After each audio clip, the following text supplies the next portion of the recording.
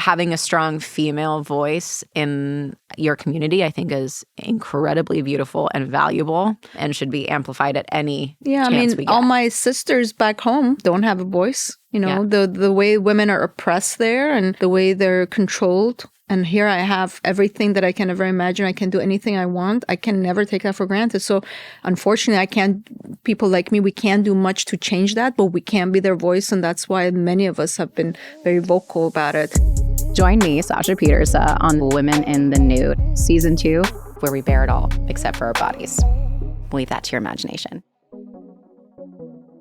Welcome to Women in the Nude.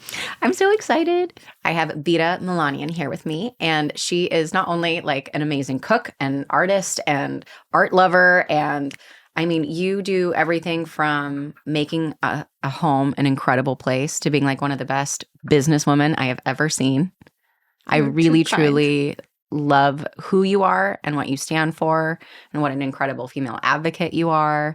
And just in general, like you have such a lovely, empathetic energy, but you are a go-getter. You're just one of those women where like every part of what you do inspires me. And some, I think you can learn something from every woman, but you just have this spark about you that is magical. And I'm so glad that our paths crossed. And I'm so glad to have you here. Are you going to make me cry right now? Thank you so much for coming on the show. Thank you, Sasha. Of course. Are you kidding? I'm so blessed in my lifetime to come across people. I think you can meet people every day of your life, but you connect and you have this special touch with one another. Our souls touch one another, and I think you're one of those people, and I'm so lucky. We haven't known each other for a very long time, but I feel like I've known you a lifetime. I totally feel that, yeah. And I'm so happy to be here. Yay. I'm so happy that you came on the show. I'm so happy that you wanted to and that you said yes. I feel like you also instantly connected with Hudson and Hendrix, and Bruce, your husband, is just also one of the sweetest people. And so you have been like another grandparent for Hendrix. He loves you. He talks about you all the time, by the way. He's the sweetest little boy I've ever met. And, I'm around a lot of little cuties, and your boy is one of them now. Which I love and I so appreciate. Thank you. He so feels that, you know what I mean? He feels that affection, absolutely. Also knows exactly where your piano is and gets into all sorts of He's great at it. trouble. You should start setting up that piano lesson for him. I do. It's on the list. Okay. For you know where to take him. Yes. Yeah, exactly. But thank you for just being so like warm and welcoming. And I just feel how do I put this? I feel loved every time I'm in your presence.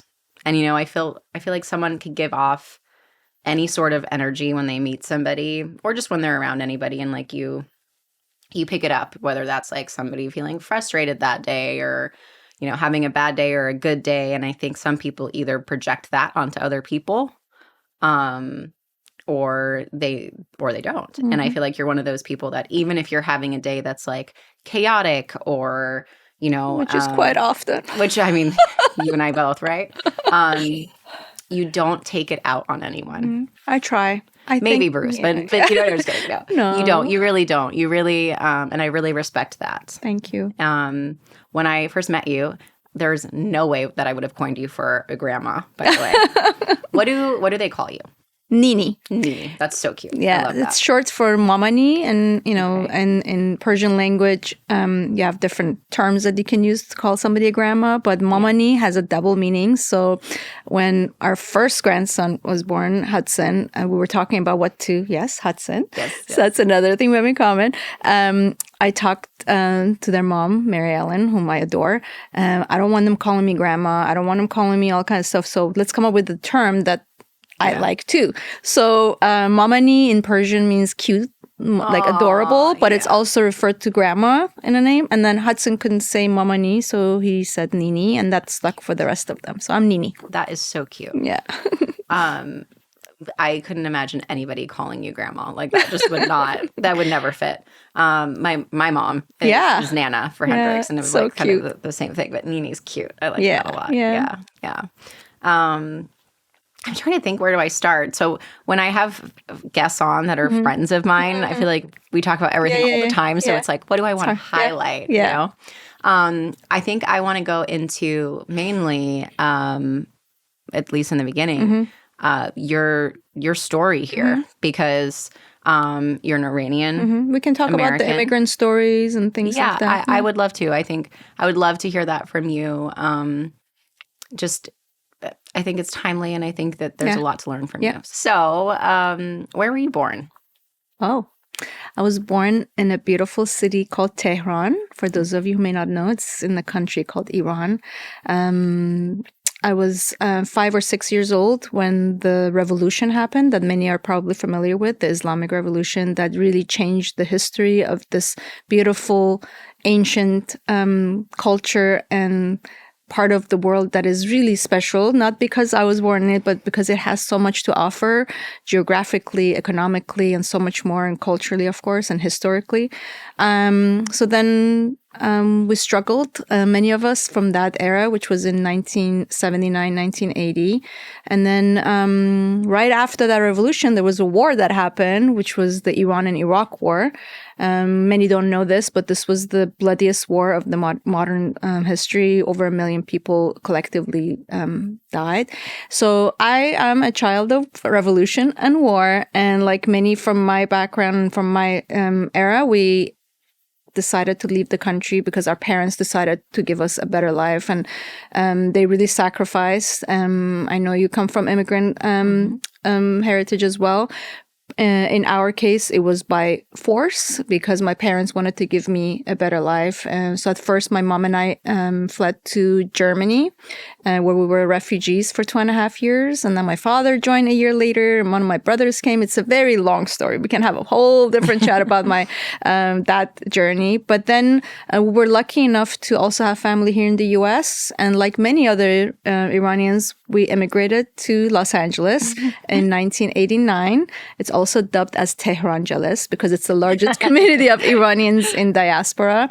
And so, I've had a quite a diverse, few years in my early years of building my foundation. And I actually owe a lot of who I am today to those 2.5 years being a refugee kid in Germany and really finding my path. You know, when you're born in a country, that's your home and your language and everything, and you feel connected and you feel safe. But then when you're taken out of that and you're living in a totally different country with different language, different cultures, different everything, and away from your family, we had to, I, as I mentioned, left my dad and my grandma and my other brother behind, who had to go serve in that war as a, soldier, and not seeing him ever again, not seeing my grandmother again. And then my brother came much, much later. So anyway, it was a very, it was a very different experience than many probably have had. How young were you when you were in Germany? I turned 13 in Germany. That's a really, I mean, obviously any age going through that experience is hard, but that is a really tough age. It's an age where you're already very aware as far as, in every shape and form, especially when it comes to war. I can't imagine not knowing if I was going to see family again, especially somebody like your dad and your brother. Yeah. And for the theme of your podcast, you're also a little girl going through puberty, going through all those emotions, and not to be able to really experience them. I mean, not that I've never talked about this. I never reflected on that particular part of it. And now with you, I'm thinking through, falling in love, experiencing all these emotions. It was something that you didn't even think about because you're so trying to figure out learning the language and finding new friends. And meanwhile, you don't have your father, your grandmother, who's basically raised you. She's back home. And I don't even think about talking to her anymore because I'm so busy, finding my new path, especially, with a personality like mine, back home in Iran, I was an active kid. I was in charge of this and that. And I was part of the play production. And I also did this and did that and learned, so it was just such a different experience, like trying to adjust But all of that at the time may have been very difficult, built the foundation of who I am today. I think adversity, as horrible and as difficult as it is, it's a blessing because it really builds character and makes you resilient. It absolutely does. I completely agree with that. It is, in your case, such a turbulent time for many reasons. And I think it is, though, still hugely based on who you are and the tools that you have to get through it. And that generally is your community, at least in the beginning when you're that age. So I'm sure your mom, I guess more so the question is, how did your mom handle it? You know, because if I'm thinking about myself and Hendrix, there would be so much fear involved. I know that we would survive and we would do it and we would figure it out. But was she, you know, did she handle it as far as the keeping a brave face for you? Or, you know, did she? I think, you know, my mom has always been kind of the more of an introvert and keeping her feelings and emotions inside. And, you know, every family has their own version of challenges. She and my father had their challenges. You know, it's hard. No, my two brothers are from the first marriage from my dad's side, and they were very young when my parents got married. They fell in love, and then I was born a year later. So I often reflect on my mom's emotions and what she must have been going through because, you know, here she basically is with her child, her only daughter, and then she's also taking care of the other boys, and now she has to split from them and then have to come start over again. And the reason she did that is because she wanted to really protect me, especially girls in Iran are more impacted than boys at the time, especially. And you know, I almost got arrested by the okay, we need to correct this because it gets a little emotional. So I almost got arrested by the police that's policing the hijab and everything else. And when she found out about that, I kept that from her. She found out through my cousin with whom I shared what had happened to me. So she immediately got into her protective mode, and that's how we left so suddenly. But I think she kept a lot of what she was going through inside. And then again, here coming to the US, finally, when we made it here, she was 45 years old. My father was 50 years old. And to start all over again, they literally came with nothing in their pockets financially and, you know, started all over again. Well, she went back to school. My dad went and got a, certification, to do what he ended up doing as an, AutoCAD operator, which is very novel at the time in the early 90s. But they really tried to find themselves again.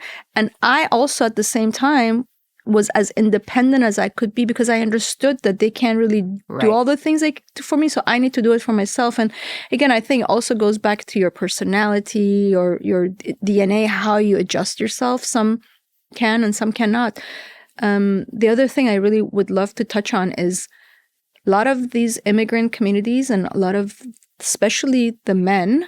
I had so many guy friends in Germany that couldn't really do much, and they were dependent on what, the government support that we were all getting as refugees. And it just becomes the burden of like not being able to have your own identity, to be able to work. All of that gets so heavy that a lot of them took their own lives and they never made it to the, next part of their journey. It's like there's a lot of unknown about what people that go through these experiences, especially in the immigrant communities, and what ends up happening to them. And I feel so blessed to be able to have had this opportunity to make it to America and to be able to do all the amazing things that I've gotten to do and to be where I am today so I can give back and to have empathy for those who are going through those challenges. And you truly do give back. You really, really do. You are such a voice of not only hope, but reason. And I think that, however, has to also kind of weigh on you because like everything today, there are a lot of opinions always thrown around, right? And in so many ways, you're kind of damned if you do, damned if you don't. Yeah. And watching exactly what you say, hyper-analyzing everything so that things don't get taken the wrong way. And do you feel like you've had, been under an extra microscope because of that reason? Like, do you think that overall,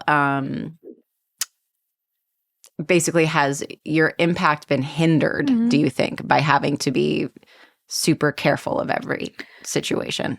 I mean, I think it's a choice. Once you make a choice to be in that public arena, to be involved with your communities, whatever passion that you have, whatever genre of work that you're working in, I think you take that. It comes with it, that responsibility and that, being under microscope, no matter what you do. And the moment that people start criticizing you or talking about you, you know that you have done something. You have, right. So yeah, and I mean, there are many times that I've wondered, like, what are you doing? Like, just let it go. But I think as part of being this human race, it's our responsibility and our duty in whatever shape or form, and as small or as big as possible, to give back, to make impact, and to be kind to other members of this human race. And even if we don't see eye to eye, even if we have different opinions, which what makes this world, by the way, a beautiful place to have different opinions, just being kind and loving and supportive of one another, it just makes it so much easier. It just makes it so much more peaceful, something we're missing more and more every day, unfortunately. So I think if you have that gift or that passion or that desire, then you need to also take that not so fun side of it with it. Right. Yeah. And I mean, that mainly comes down to empathy. Mm-hmm. Exactly. And I think in so many ways having the, I don't necessarily even know what the right word is, but being comfortable enough in what you believe in that it's okay if somebody doesn't agree with you. I think so much of social media too is feeling this need that, you have to either correct somebody or make them see your side. And it's like, you're right and they're wrong and there's no in between. And exactly. This war that goes on that is really unnecessary. There's enough war in this world. There's enough pain and hurt, and to inflict it on somebody behind a phone or a keyboard or an iPad or whatever you're using is, it just feels so unnecessary. And it's also taking so much energy. That's what I think is also so crazy is the amount of energy it actually takes to be angry or mean or take it out on somebody or pick on somebody based on their religion, what they look like, what they are choosing to do, who they love, all of those things. It really is an exhausting thing to do. And humanity tends to really... I think humanity, we just tend to make things so much more complicated than they need to be. Life is simple.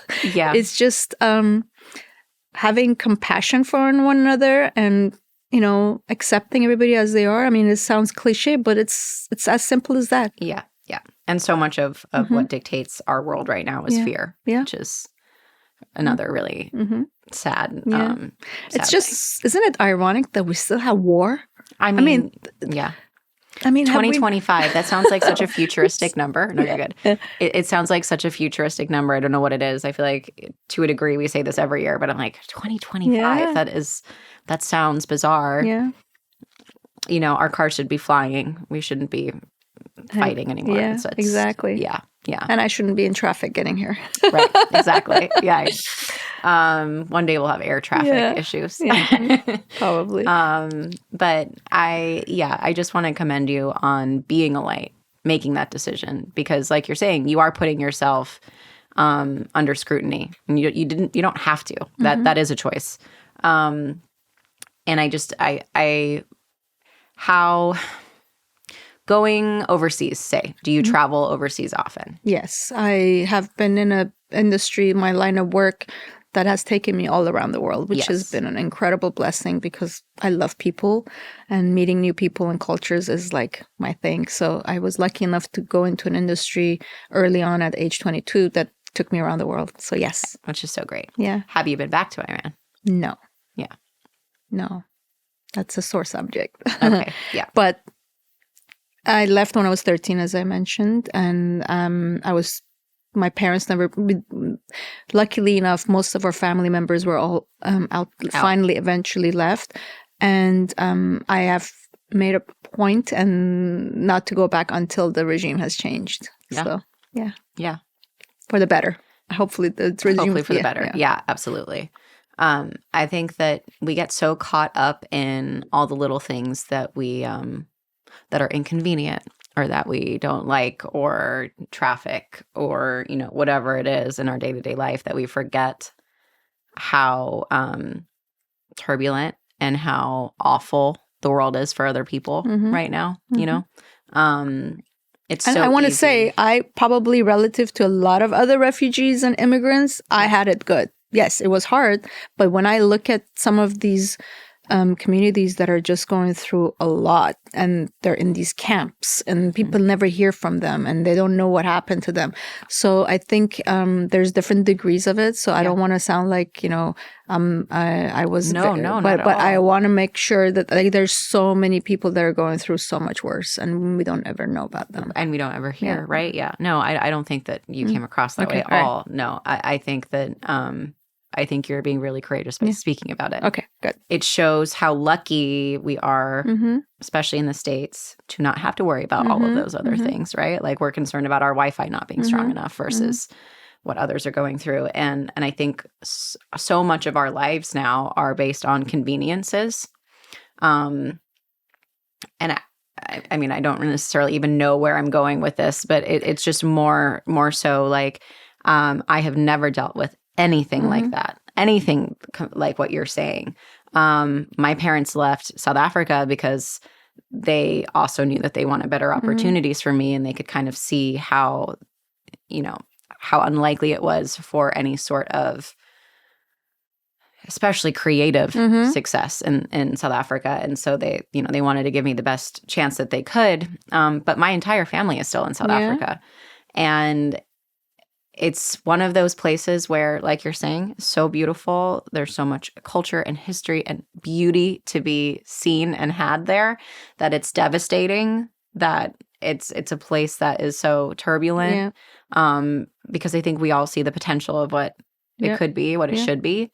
And that is a totally different problem there, apartheid, and that it was so devastating that the country went that lasted so long, that really, like, the repair process has been also not great there, I foresee that in one day in Iran too. Like, if there was to be a change, it's going to take years, generations, before it can go back to a semi-normal, because the psychological impact that it has had on the society, it takes a long time for it to get anywhere close to healing and improvement. Yeah. And I'm not putting myself in this category, so I want to be clear about this, but I think based on other people that I have come in contact with who are also immigrants that come from third world countries or countries that have turned third world, they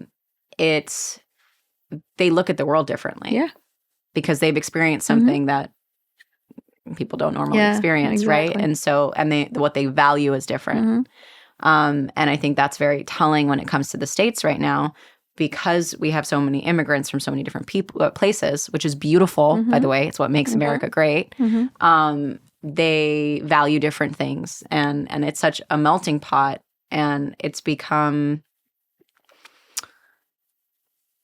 There are so many heavy conversations about it, and I wish we talked more about the beauty of cultures coming together and what that should and could mean. Again, right? It can be so beautiful if we let it. But I think ultimately, I've noticed that a lot of the immigrant community, no matter where they come from, they're just craving stability. Yeah, because it's something that they lacked. Yeah. And they know what it's like when you don't have it. Yep. So it's been the driving force behind them pushing forward to become successful, and that's why you see more. That's why they're so hardworking. Exactly. A lot of entrepreneurs that have succeeded, in the Fortune 1000 companies. If you look at them, you'll see so many of them are immigrants. Yeah. Because they just went for it and they worked harder and appreciated the opportunities. Yeah. Because ultimately, stability, opportunity.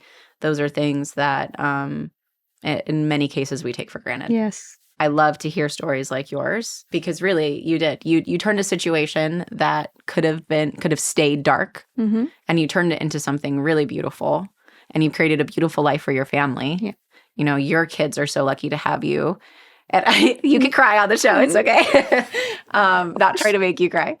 more and more stories like yours being talked about, I think, are so important. And I do want to touch on the female side again, because having a strong female voice in your community, I think, is incredibly beautiful and valuable and should be amplified at any chance we get. All my sisters back home don't have a voice. The way women are oppressed there and the way they're controlled. And here I have everything that I can ever imagine. I can do anything I want. I can never take that for granted. So unfortunately, people like me, we can't do much to change that, but we can be their voice. And that's why many of us have been very vocal about it. And, but also on the same token, I don't want to forget our challenges here, right here in the U.S. For sure. And the imbalances and injustices that happen here in the U.S. So, all we can do on both fronts is really be advocates and be openly talking about them and actually doing something about it. Yeah. Otherwise, we're not going to see change. What do you think the biggest battle is currently? What is the biggest challenge as far as your voice being heard, like as their voice? I think politics plays a huge role in what's happening behind the scenes. Many, I'm sure, saw in the news what happened a couple of years ago in September. That kind of ignited the woman life freedom when Mahsa Amini was killed by the regime, and then that kind of fueled the whole movement. And many of us were at the forefront of, amplifying that movement and really active right here in Los Angeles. And all around the world, there were protests that happened. And it took over a year. And then it unfortunately, it fizzled away. And we heard from so many leaders from every country you can imagine, especially in the more, from Canada to Sweden, where I had the privilege of traveling to be on a national television program that talked about, and all it did was talk about this movement, to France, to Germany. All these huge global leaders came and said, "We are behind you," and then it all went away. So it's disappointing. And imagine if you're there in that country. We have 80 million population. A huge percentage of it are under now 40 years old, which is basically when the revolution happened, and the majority of them don't want that regime. And imagine the hope that we built for them by doing all the things we did here, and then it goes away. So I can't imagine what that population, that the people of Iran are feeling. And anywhere, we just saw what happened in Syria. So it's but there's also opinions about that and what's happening there. But more point of the story is that we can only do so much. But if we don't have the support of the people that are actually making the decisions and making these deals, it's unfortunate. But we can't give up, because hope is what humanity needs, and the hope for change. Same thing is happening. We talk about the women being oppressed in Iran, which is huge. We also have religious minorities that are oppressed there. The Baha'i community is being persecuted and basically jailed and not given rights for the past 40 years. And it's devastating. They just sentenced another woman who's a Baha'i only because she was teaching Afghan kids just basic, education class. I don't know what she was teaching, but but if another person who's not Baha'i would do this, they would not be persecuted. Like, what is happening here? Right. So there's so many layers to the injustices that are happening. And we're just talking about Iran in this case, but all around the world, there's a lot of things happening. So I think being advocates and, bringing light to these situations, and hopefully there are things that there's impact somewhere, somehow, is the least we can do. What do you think that the biggest misunderstanding with immigrants in general are? Hey everyone, it's Sasha. Great conversations deserve the perfect pairing, like my new adult beverage, Hippie Water. It's a refreshing, non-alcoholic seltzer with 5 milligrams of Delta-9 THC and just 30 calories. Find it now at hippiewater.com and use discount code NUDEHIPPIES for 20% off. Or find it in Total Wine in Florida, Texas, and Arizona. Hippie Water.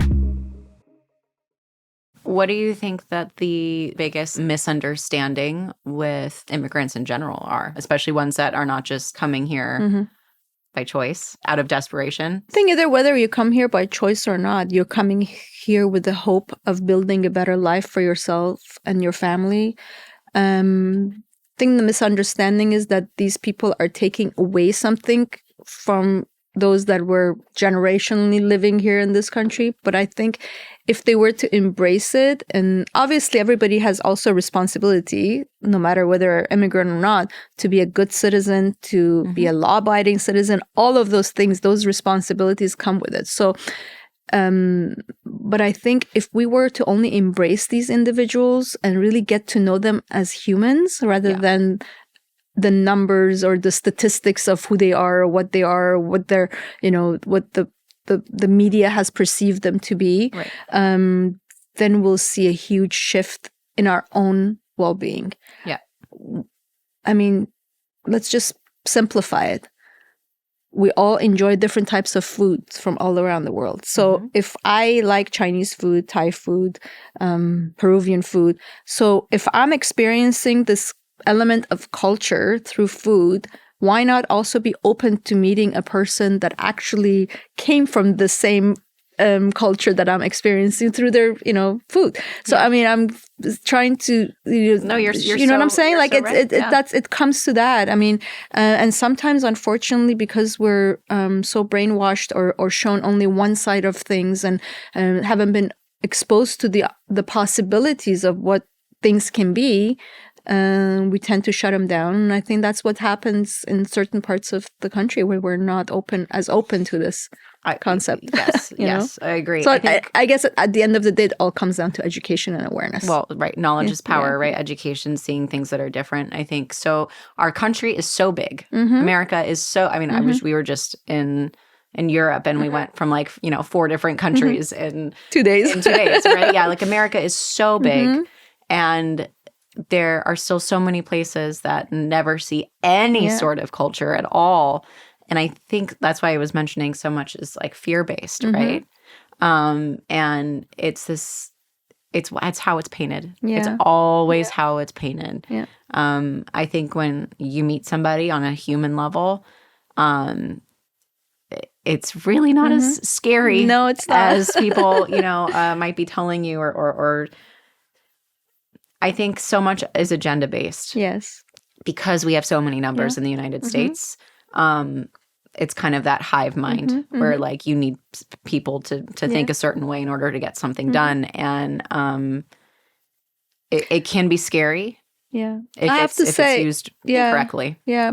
A lot of people tend to hide where they come from or who they are. And luckily, I've never been one of those individuals. But, early on, in the early 80s, many changed their names because they didn't want to be associated with the country the way they came from, especially like all the Iranian men were either Tony or Mikey or Freddie or Fred because they unintentionally decided actually where they're from and the name that they chose. But they became like Italian, so they would go around and say they're Italian because Italians were cool in the 90s or 80s or what have you. Funny. But I have been lucky enough that, again, because early on I entered the industry being in technology and telecommunication in a more of a global scale. So I got to travel the world and even here. And majority of the time I was in environments where they were more male dominated versus female. So I had that challenge to also tackle. Yeah. But I always embraced, even though my family weren't exactly like, my parents weren't the type that were very like culturally like saying that you have to say Iran, talk about your culture. But they weren't like that. We weren't so attached to it. But somehow I was always open to talking about where I came from, my food, my music, what have you. And actually that helped me succeed better. People resonated with me better. They trusted me more. When you talk about yourself from all those different angles and people actually trust you more. They want that you become more intriguing and interesting. Whereas when you try to hide it and like pretend you're something else, then that's the, so yeah. It moves on to my next question, which was, so has your culture empowered you or has it hindered you? And I mean, you essentially answered that question, but I noticed that the first time I met you was just, it wasn't by necessarily even what you were saying. It was just your passion. And you're just so welcoming. Like you want to feed people, you want to host people, you want to share who you are and what you're about. And I think that's a beautiful thing. It's a very inviting thing. Yes. And it does, it makes you feel comfortable. Yeah, that's a very Iranian thing, to be hospitable and to be welcoming. Again, I was very young when I left. I wasn't really, so it's really something that's like weaved into you. But I also want to say I'm an extremely proud American. Like I love this country like no other. This country is where I have been able to be who I am and whoever I want to be with my next evolution, because I believe in doing everything possible that you can possibly do in this lifetime. Life is too short, and like try it all and experience it all, even though some people disagree. But I think it's the most beautiful thing that you can be so diverse and do as many things as you want. But I think at the end of the day, being authentic and being genuine about who you are is what people are going to trust. And that trust transcends across everything in your life, with your relationships, with your work life, with your personal life. How did you get into tech? Because what I love about you as well is that, like you're saying, right, go for everything, go for anything that you want. I love that you're in tech. Like females in tech are also limited, right? So you've managed to do it all. And what was that journey like? Like what brought you to that? I just got lucky that I was tapped on my shoulder by my cousin and her husband in Toronto, Canada. They were starting and it was a startup company in technology sector, telecom specifically. And they asked me if I would move there to learn the business, right when I was starting my career out of college. And I said, yeah, I'll come over. So I moved to Toronto at age 21 and a half, I think, for 6 months during the coldest months of the year, from October through February. And it was like a crash course of learning the business. And again, it was something that I'm very project oriented. I'm very like focused on when I have to do something, I go all the way and I give it all. And that's what I did. I gave it all to really learn what this business is all about, even though I never ever had really done anything on the computer. Yes, I had some typing classes in college and like what have you, but like never really sitting behind the desk and really doing that. I was in retail. I worked full-time, always going to college, but it was always in retail. So here I am now in a business environment. So I quickly adapted. And that again goes back to the whole childhood thing and adaptability and all that stuff. So that's how I learned. I got into the telecom technology sector. And that's when I came back 6 months later, that's when the journey began. And I ended up working for some of the coolest startups, all the way to some of the largest fiber optic companies all around the world, that I got to be part of some incredible leaders. To this date, they're my mentors. To this date, I'm in touch with them. To this date, I call them up when I need help, which is another huge part of, if you want to call it success or growth, is to nurturing your network and really building a powerful network that can come support you always. And I've been blessed to have such people in my life that I can tap into and to get advice from. So anyway, that's how I got into it. I know, I love it. So what I was thinking is, while you were saying this, I was like, obviously it all makes sense and it's so cool. And we were having like an internet like tech issue, and you got on the phone and you were like, give me that. And you handled it. But you did it in such a way that was so cool, because you weren't, sometimes people like get really snotty with customer service. You didn't. You just knew the right questions to ask. And you're like, no, try again. That do was that fun. differently. Yep. But you just, you really have shown me, just in the little time that we've known each other, like you're saying, obviously what a network can do. And it's cool to see the way that you've built those relationships and the way that you've nourished them, because it really, you don't know when those relationships will come in handy. And I've never felt that out of malice with you. Like it's never been like an intention or like in a way of like abusing a relationship. It's just like how can we build together? How can we grow together? And I think that's a really cool way to frame it. If you've listened to this podcast, you know that I have started a company. And so I truly respect the way that you've approached that and just truly understanding, you know, every relationship matters. Absolutely. And you never know how far that relationship will stretch. I love putting people together and then putting... You are a matchmaker. And then say, hey, go do your thing. You don't even have to like it will make me so happy if I see two people that I genuinely care about and respect come together and go magic happen. There's nothing more rewarding than that for me. And some people like, oh my gosh, two people, I introduced these two and they became best friends and they forgot about me. So what? They were meant to be together and they were meant to have that experience and that journey. And I was the connector, and that's all that matters. Which is great that you feel that way, because you're right. So many people don't feel that way. So many people get territorial or jealous, and that's we not also what it's about. Evolve as individuals, as human beings, because you and I could be best friends today, but then we grow and we go different directions. We could still love each other, we could still have respect, but it doesn't have to be. We don't have to be as close as we used to be 5 days ago or 5 months ago or what have you. No, you know? you're so right. But then I can connect you with another person that the relationship. But that also shows like emotional intelligence. And so I think that is something that some people never get there. But ultimately, I think women do this a lot to each other, right? Which is unfortunate. Yeah, we really do. We really do ourselves a disservice in this part of our lives. And I think a lot of that stems from just, you know, feeling like it's hard to find women that you connect with anyway.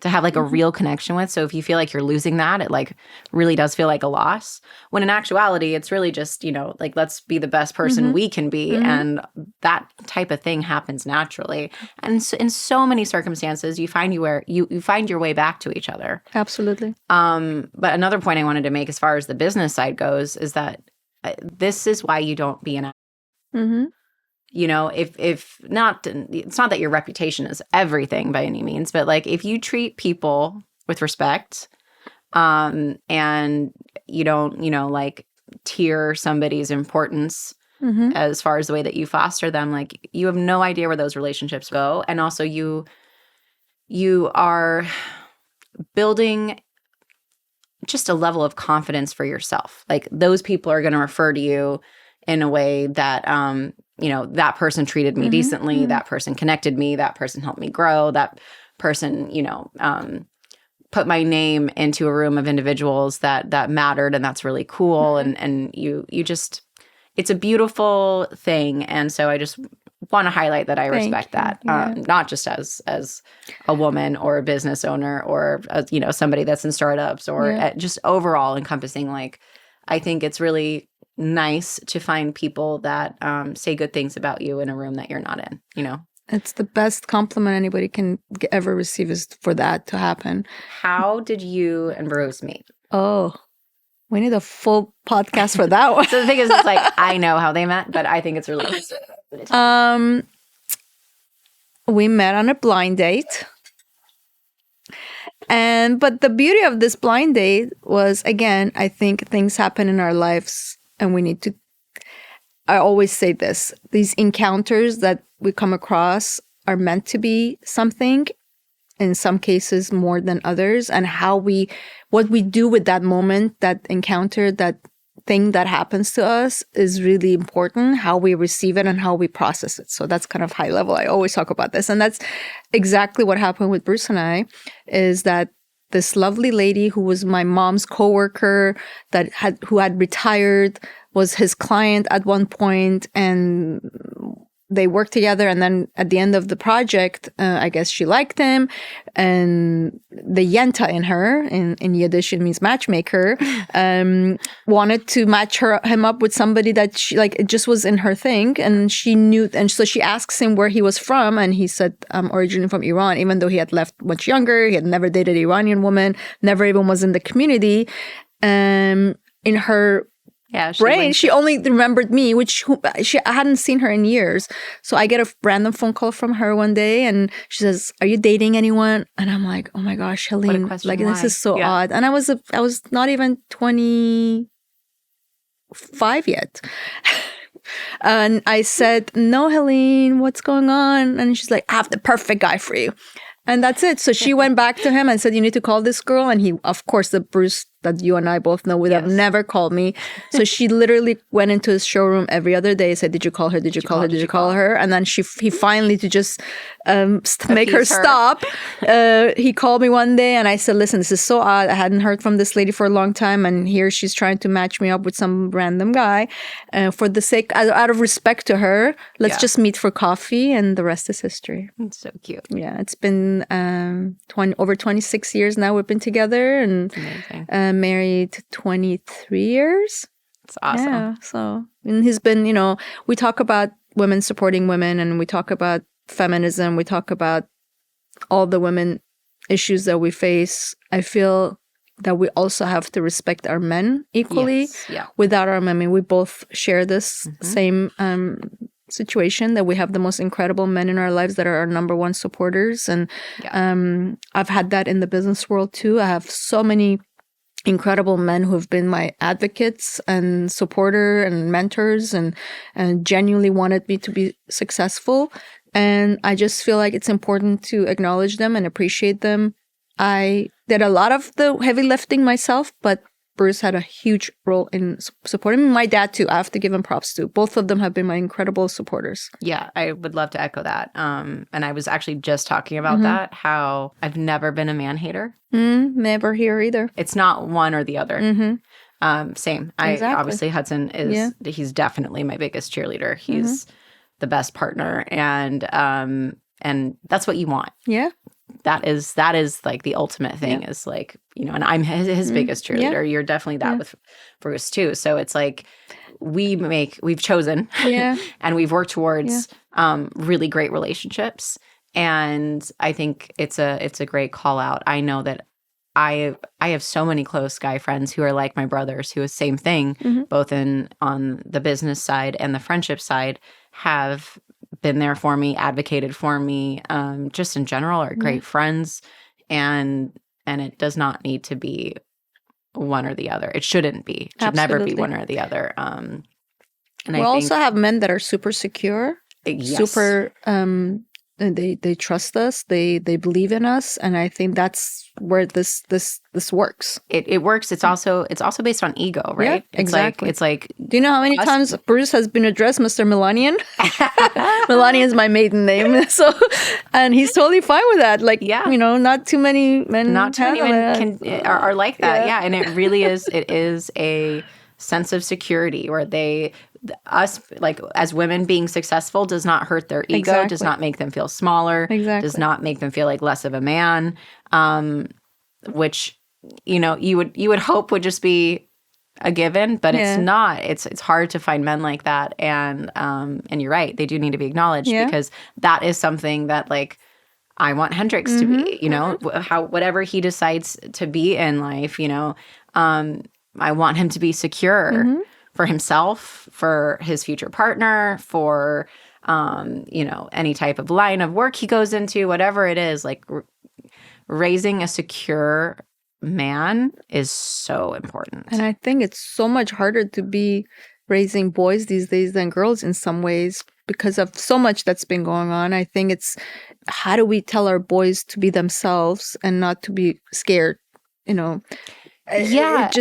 we have put so much focus on girls, which is important, obviously, but also we cannot forget the emotional support that boys also need, especially as they're growing up, Well, I think that there is actually a highlight on that for like my generation of boy, my son, is that, yes, you can be, you're not any less of a man by showing emotions. Exactly.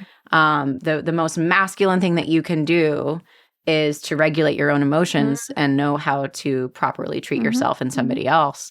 But that your emotions matter, that your decisions matter, that what you love matters, how you do it matters. It's like, it's also like my biggest goal with Hendrix, like I've said, making him confident for sure, but it's really about raising a good human, doesn't need to be any gender on it. Exactly. But there are certain concerns, like versus men and women, like raising a boy versus a girl, that you have to consider. And this is an extra layer on it. I honestly don't know if I've talked about it on the podcast before. I might have. I talk about this with friends, especially women that are moms, a lot. The difference in raising a boy versus a girl.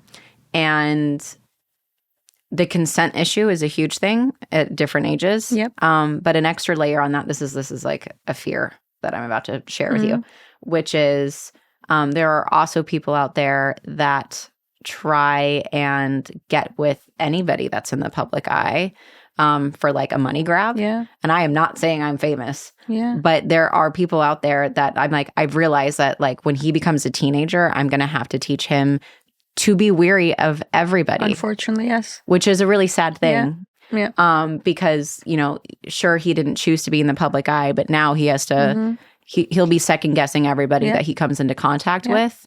And how do I raise him to be confident in himself? Also second guess relationships in his life in a healthy manner, not in like a trust issue way, but like a good sense of, it's really discretion. Yes. Which can be hard to teach. Anyway, that's like a little bit of a rant. I could talk about that all day, but it's a different type of challenge. And then in so many ways, I'm so glad I didn't have a girl. Yeah. Since I'm only having one, it was like it's so hard to raise a girl because you are also raising a girl in this current age to fear a lot of things.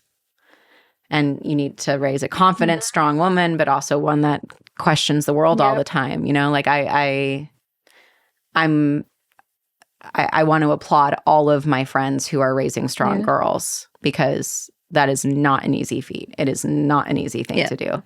And I don't envy it. Obviously, if I got a girl, I would have been excited and I would have probably been saying the opposite, which would have been, I'm so glad to get a boy. You love and appreciate what you have. And I'm so happy to be a boy mom. But yeah, I'm kind of going around in circles when I say that. But it truly is. It's I'm sure my parents had a similar, thought when they were raising me, which, was, I can't believe I'm raising a kid in this time. I feel like we all do this, right? Where it's like every era has its own. Exactly. Yeah. Every era has its own challenges. But yeah, raising a boy, as you very much know, is... Yeah. I mean, when they become teenagers, especially, I've heard horror stories from my friends with their teenage boys. And really, it's tough. Yeah. Both sides, it's tough, I think. I mean, I sometimes wake up and think about our 5, grandkids and how that's going to be like and how we're going to protect them. So yeah, it's not easy for sure. And it won't get easier. Yeah. The worry just changes into something exactly. new. You know what I mean? Yeah, but it'll be an interesting journey, and he's such a fun, happy, like just loving little guy that I'm not too worried, but I definitely go through phases of being like, I didn't think about this, or oh no, I realized that I have to do this, or you just. But I have to say, both you and Hudson are so humble, and you keep things so normal, given what you do for a living and all the exposure, like you mentioned, you get from the public side of things in your home. And I'm sure this will carry on as he gets older. So he will grow up with that sense of, humility and with so much love around him. I think love is the most important thing for us humans. And if we have love in our lives, then so much can get more easily dealt with as we get older. And you bring that into your home, and it's so evident, and it's, the hugs that he wants to give are priceless. And so I think hugs. you'll be fine. But but again, once children leave the home and go into the school environment and everything else, it gets harder to control. But I think having that foundation, having faith, and having that spiritual presence in their lives and giving them that confidence will be huge. So. Yeah, absolutely. And thank you for saying that. Of course. I appreciate that. He really does give the best hugs. Oh, he is. Best hugs. Yeah, but there's, like you're saying, I'm confident in it, but yeah, that mother worry. And oh my gosh, my mom is I love her so much, as you know, and she's such a worry wart. And she worries enough for all of us. My mom is the same. I tell my mom, I did this or that, like I accomplished something, and right away she'll find like the worst thing that could happen in that scenario. That's all she has to tell me. I'm like, Mom, really? I just give you like the biggest news about my career, and you tell me, but what about that? And you're like, oh my God, like buzzkill. I know. But yeah, they can't help themselves. I know they can't help themselves. Yeah. That is definitely true. So you have such a deep love for art and culture and entertainment and music. And I mean, you have invited me to screenings, and like we celebrate that love of art together. What made you want to get in touch with that and involved with that? I mean, I feel like you are so heavily involved in that. I mean, so I've always been lucky to have like the quote unquote corporate job where I had like, these amazing opportunities to travel the world through my work and, have that as my career path. But at some point, like in the early 2000s, that's when I realized that I can take what I've learned in my day job as a marketing executive, professional, whatever I was at the time, to really bring it back to my community. That's how it all started. Yeah. So I started doing a lot of work with our nonprofits in our community, different charitable organizations, and helping them with their fundraisers and galas, and really communicating their message to the masses. At the time, there was no social media, so there was like a need for it. And then eventually, I also felt equally gravitated towards the arts, and and my whole thing was, how do we elevate especially in the, Iranian American community, how do we elevate our profile and kind of shift away from the negative persona that's been built about, people from that part of the world through, all these political turmoil that go on. And the only thing that really has no boundaries is the arts. Yeah. So that's how I started my own PR agency that did a lot of productions and a lot of fun stuff, and being able to introduce up-and-coming artists from all backgrounds, film, music, theater, artists, like visual artists. So that's how I kind of started getting involved and became really, involved with that more than I ever expected. I'm not doing as much of it now, but it's something that's like I always have been to. Part of yeah.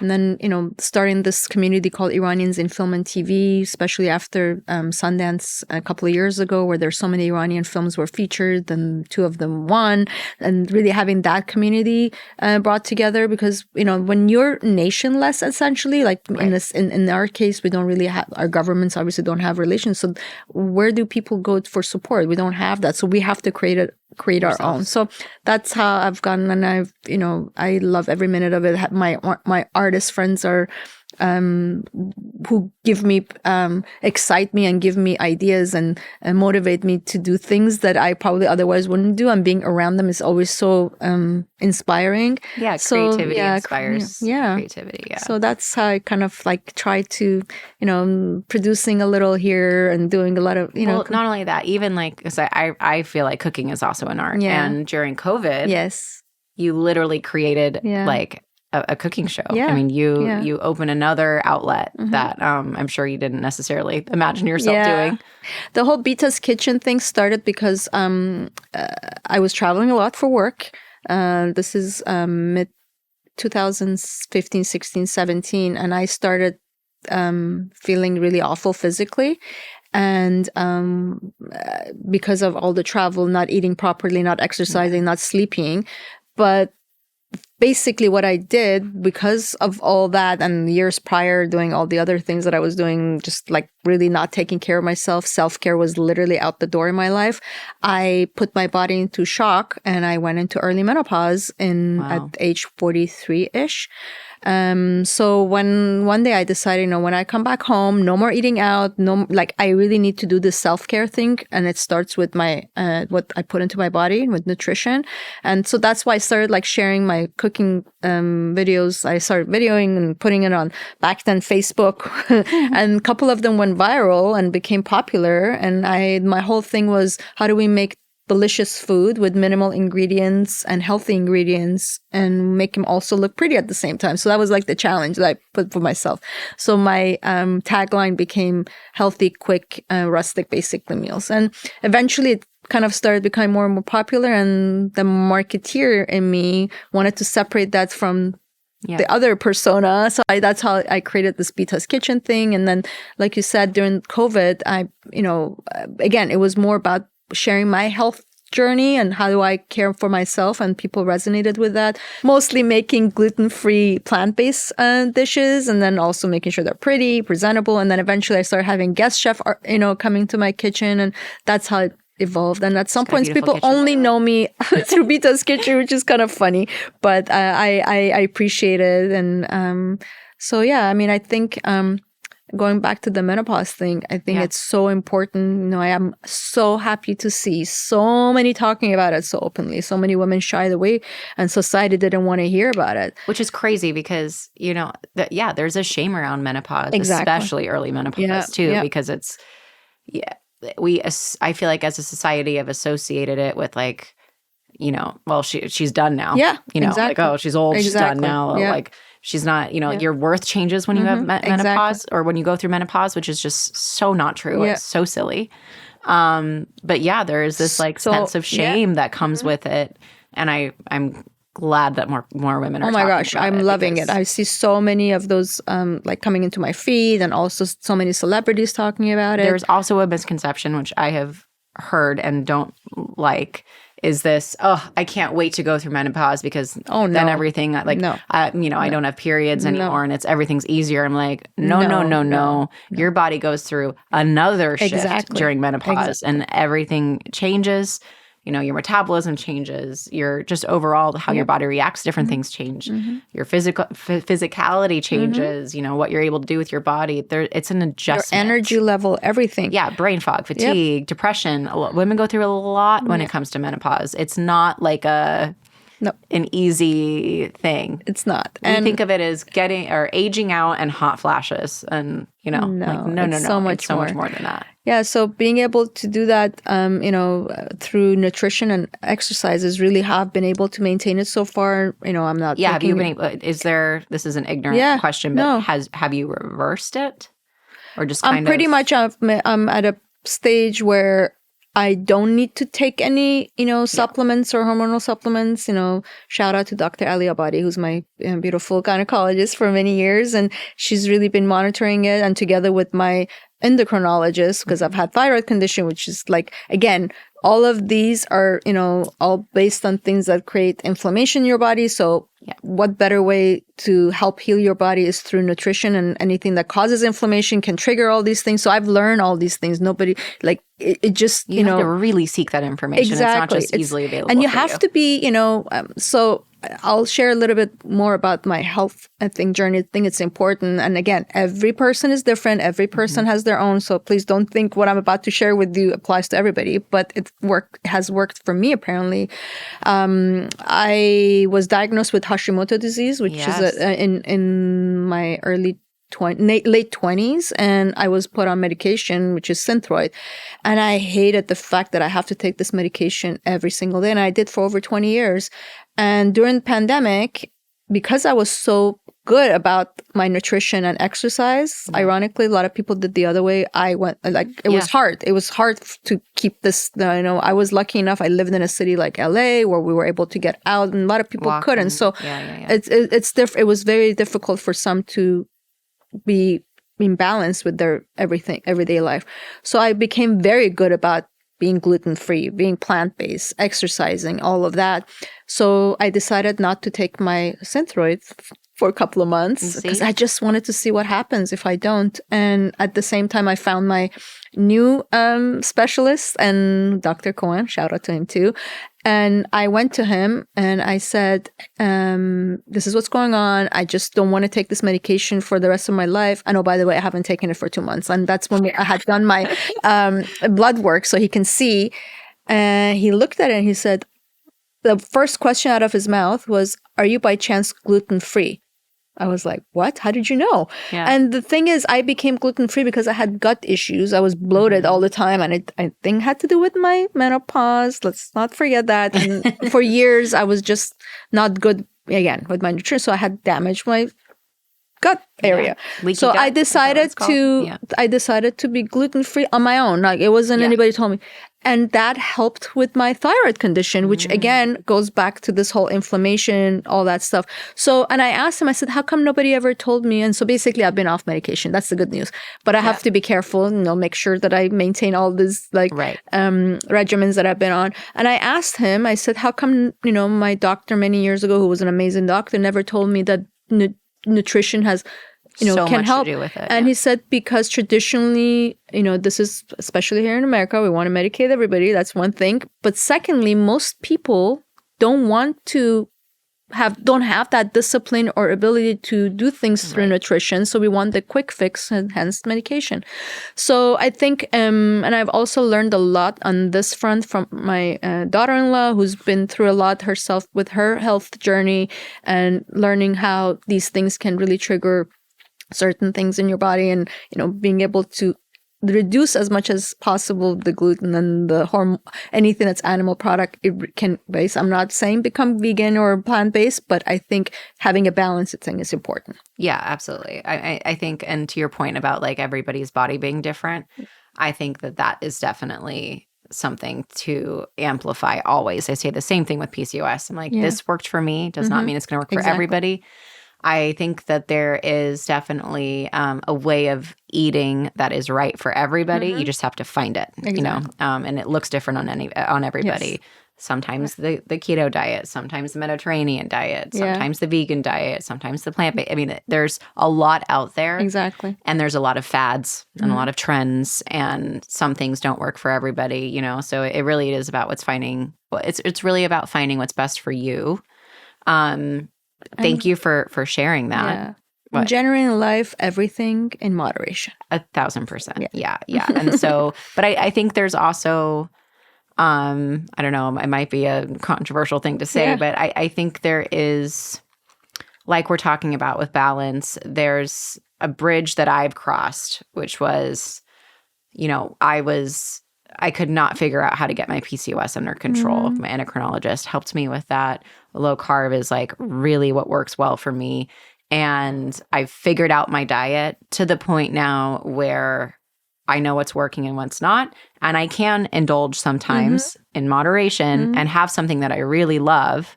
And then go right back to the way that, I've been eating. And I'm at the point where I've gotten my PCOS, seriously, knock on wood, dormant, where I can kind of, have that flexibility to have that cookie and, enjoy certain things that I do love and still have that self-control, which is very difficult to maintain. But once you have it, it does feel good. You can get right back on track. Especially with travel and all that. I mean, in my world and your world too, I mean, being on set and things like that. I mean, not having that rhythm, it's so hard. So that discipline comes handy. 2 more things that I want to say. We should probably wrap up because I could talk to you forever. Yeah, I could talk to you forever too. One thing is that your comment about COVID, I think it's important to say, it's people either went one way or the other way when it came to their health and their nutrition with COVID. I think a big part of that healthy direction was that there were no other outside influences. Because so much, like you're saying, of the way that we go about things is convenient based. So, if you're on your way to work or you're traveling or you're whatever, you're going to go grab something really fast. And a lot of those fast options are not healthy. So if nothing is affecting it and you can just really sit down and do exactly what you feel like is best for you, I think we did have the flexibility during COVID to do that. And obviously a lot of people, it was very difficult and went the other direction. But I think that is normally the reason is when you can like get into a schedule that focused that works on for something you. And not have distractions. Focus on it. With no distractions, it really does help. What I think is really important, like we're talking about with menopause, is I feel like there are a lot of people that feel really alone with menopause. My mom was very quiet when she went through it. And I didn't even know for a while that she was going through it. And I wish she would have talked about it more, you know. She had thyroid issues or has thyroid issues. She had hyperactive thyroid and she had to, for lack of a better term, neutralize her thyroid. And so she's on medication for the rest of her life. And, you know, a lot of different things affect your medication when it comes to your thyroid or handling that. And over the years, she's had to change her levels and what have you. But another thing that a lot of people don't talk about with menopause, you were saying getting bloated, a lot of it is also weight gain. Yeah. Right. And with PCOS, my weight was and can be still all over the place. And that's another aspect of shame that women put on themselves. Right. And so I did want to just talk about that for a second, because yes, nutrition is so important. Yes, your activity level is so important, but there are also so many things when it comes to our hormone changes that we really that are out of control. And I think it's important. This is what I was going to say. I think it's important to always remind ourselves, I'm including myself in this boat, that women fluctuate.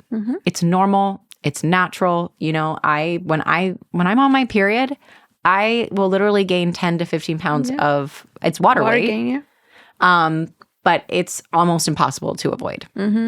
And it doesn't matter how much water I'm drinking, how much, you know, how good my diet is, how many days I go to Pilates, I will still fluctuate to some degree. And I just feel like we put so much pressure on ourselves, and it's almost like it's not acceptable. To like not look our best 24/7 and to not take any of those things into account, when in reality we need to give ourselves way more grace. Amen. And there will be multiple times in my life, multiple times in your life, where our health will change. Hopefully not, you know, in any major ways, but it's more than likely going to happen to some degree, where we're going to have to change it up and figure out what's next. And so I think just, you know, being able to like give ourselves space for that to be okay, and to understand that we will figure it out, and that, you know, there's steps that we can take. And thankfully, you and me, we both have great partners next to us. But yes, it's every time I tell Bruce, oh my God, I've gained weight. Oh my God. Like, he's like, what? Huh? Where? Yeah. Exactly. I know. So it's the same thing. It's like, and I'm like, can't you be real with me? I'd say I have the same conversation. You don't have to lie. It's like, I'm not. I literally don't even know what you're talking about. They're the cutest boys. We love them. We love them. Well, thank you so much for coming on the show. Thank you. You're welcome anytime. Oh my gosh. This was like when you asked me, I'm like, really? I can come on your show? So thank you. Thank you. Thank you. Thank you so much. Thank you for being the genuine, kind soul that you are. I've met a lot of people in my lifetime, and you're definitely, like I sent you that little text. I look forward to build on this friendship and sisterhood for many years to come. And likewise. Being at all the celebration of your life with your beautiful family. Thank you so much. I feel the same way about you. Thank you. I know. And I mean, like I said in the beginning, you really are just so special. And I do feel very connected with you. And I'm so glad that our paths crossed, because, it was meant to happen. Yeah. Thank you, love. Thank you. All right. Give me a hug. Oh, you're the best.